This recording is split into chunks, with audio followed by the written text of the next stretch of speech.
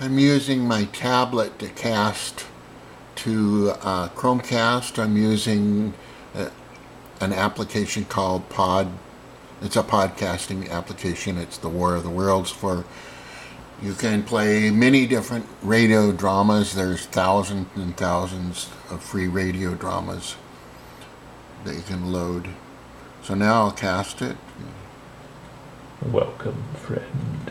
Have a seat by the fire. Make yourself comfortable.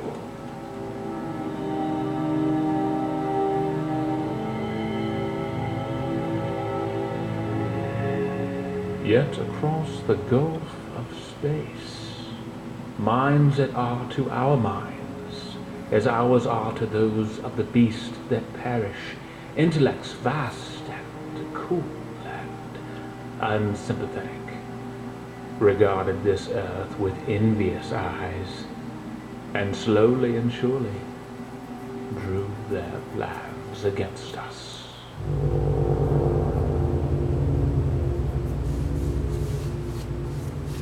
You are listening to Campfire Radio Theater.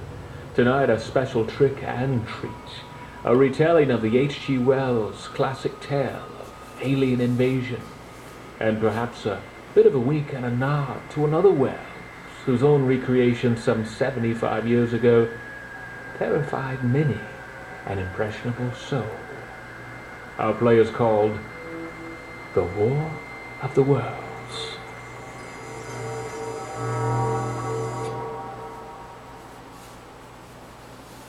Officials from NASA and the European Space Agency have confirmed that at approximately 10 a.m. London time, an object, reportedly an asteroid, entered Earth's atmosphere at hypersonic speeds, resulting in a shockwave causing widespread damage throughout a 900 square kilometer region.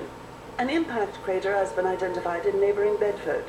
Local authorities have in the vicinity and are investigating what appears to be an intact space rock, nearly 80 feet in diameter, located just outside the Baltimore city limits.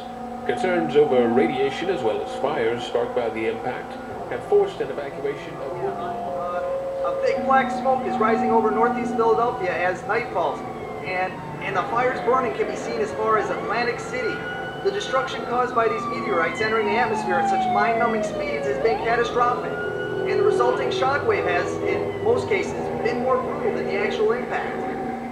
And yesterday, what was thought by some astronomers to be a large meteor shower has transformed into an international crisis. There are now worldwide reports of meteorite impacts as well as wide-scale power outages and global infrastructure damage.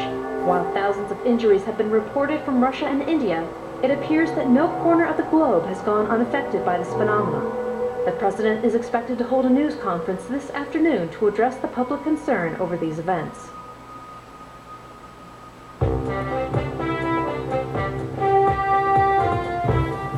This is Baltimore Eyewitness News 4, covering the latest events in what is really just an unparalleled crisis. Certainly unlike anything I've ever experienced before. Hoping to shed some insight on these events, we now have Dr. Alexander Kaufman, who's a regular correspondent with the network, a project leader for NASA's Mars rover mission, and serves as an advisor to the administration as well on such matters. Welcome, Dr. Kaufman. Thank you, Jim. Dr. Kaufman, what do we know so far about these impacts that have been disastrous for virtually every continent on the planet these past few days? And just how did they come about? Well, in general, the consensus has been that there was a large asteroid that may have broken up some distance from us in space. And we have just unfortunately found ourselves in the crosshairs of the fragments, the remnants of this large asteroid. As you know, we endeavor to keep track of near-Earth objects that might pose a threat, but, well, we were completely caught off guard this time. Now, Dr. Kaufman, there are reports from South America that one sample of the meteorite that struck the ground has been identified as Martian in origin, as in from the planet Mars. Do you have any knowledge of these reports? Well, I can't really verify that, but I just... Excuse me, Doctor, but we're receiving an update from our news crew outside the city near one of the larger impact craters. Do we have them? Okay. Well, while we attempt to re-establish the satellite feed, we'll update you with what we know. It seems there's some activity outside one of the meteorites that struck near Baltimore. This is a large chunk of extraterrestrial rock about 80 feet in diameter. Is that correct, Dr. Kaufman? By all accounts, that is correct.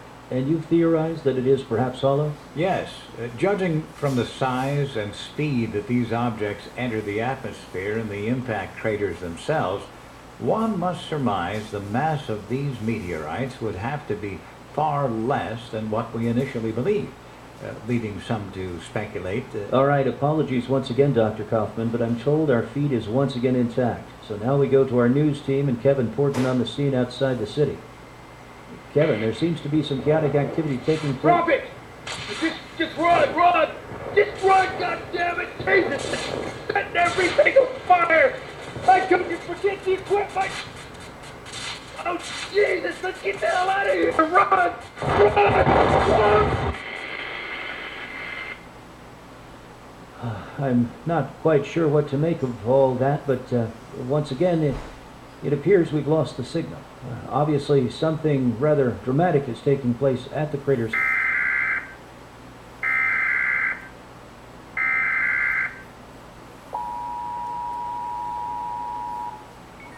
Mark! What's with this phone? Unbelievable. $300 for a friggin' smartphone and I can't take video. Mark! Mark? Well, just shut the hell up, for Christ's sake. What's your problem? There's something going on. Can't you see that? You need to chill out. There's some Valium or Xanax somewhere around here, and you really Take your thumb think about off how... the lens. What? Your thumb.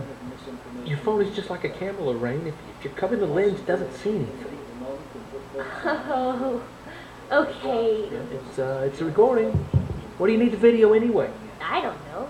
Just figured if aliens started pouring out of these space rocks or whatever, I could capture them on video. You know, send them to one of those paranormal shows or I something. don't think you've seen the big picture here, Lorraine. What are you talking about?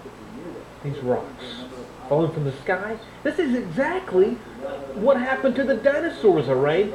Soon there's not going to be any newscast left to let us know tomorrow is going to be partly cloudy with a 50% chance of Armageddon. Soon a big one is going to come down. Wipe us all out. I told you to lay off that crap. It makes you paranoid. Do you not see what's going on here? I mean, this is it. Isn't that the scientist from earlier? Yeah. Shut it. Right now, we're receiving multiple reports of some type of very tall, perhaps 100 feet or more, mechanized tripodal machines unfolding and emerging from the interior of the meteorite just outside of Baltimore as well as other locations. This appears to be a synchronized event. If these reports are accurate, Dr. Kaufman, how could something like this have survived the impact with the ground? Well, the short answer is they could not survive the impact. I'm not sure what they're seeing on the ground, but that's quite impossible. Normally, I would agree with you, Doctor, but these reports are coming in from numerous reliable eyewitness sources. And as incredible as it may seem... What's that? I'm told we have video of one of these machines. We're going to put that up momentarily and... Okay, here it is. Oh, This is a live image being shot from an overpass by one of our news crews. The machine is about 2 miles distance from a Highway 26 exit, and is that 2 or maybe 3 more approaching across the horizon? Doctor, what do you make of oh, that? they're going to make a stew out of us. That's what I make of It's it. extraordinary. They move on 3 slender legs like some bizarre prehistoric beast. Their movement, though, is so fluid, organized. Would it be safe to say that this clearly is not some form of technology we might be familiar with? So If you're asking if we're it's looking at something that's 37 Chinese or minutes Russian long, so technology, I'm going to stop it now. I don't think so.